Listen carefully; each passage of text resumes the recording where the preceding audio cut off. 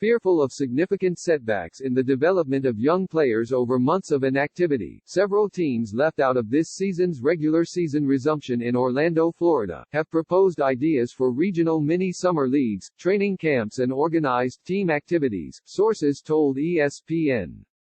As the rest of the NBA prepares to restart the 2019-20 season with training camps, regular season games and playoffs beginning in July, teams left out of the 22-team format and facing a possible 9-month hiatus between games are seeking unprecedented offseason access to players, sources said.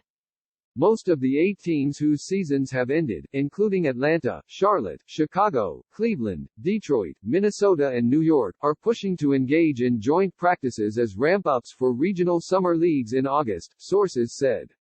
For example, the Pistons and Cavaliers have discussed the possibility of joint practices as a prelude to a mini-pod of games, sources said.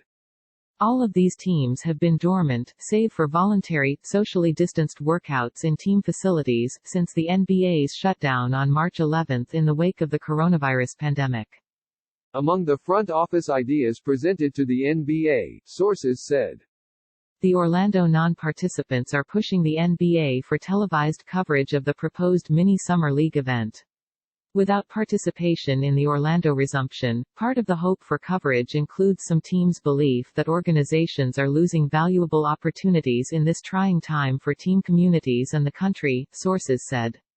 Owners, front office executives and coaches are expressing concern that many young, developing players will increasingly struggle with the extended separation from their franchises and the professional and personal structure offered there.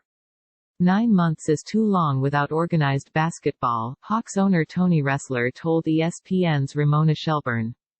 We just can't risk that.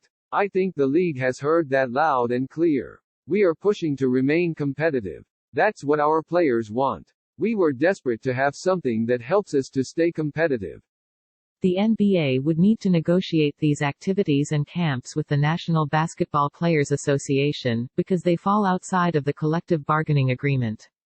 The NBA and NBPA have a significant negotiating process awaiting them on a number of financial and competitive issues in the wake of the coronavirus shutdown. The league office has told these teams that they plan to make addressing the off-season needs of those teams a priority and plan to work with them on reaching solutions to their concerns, sources said.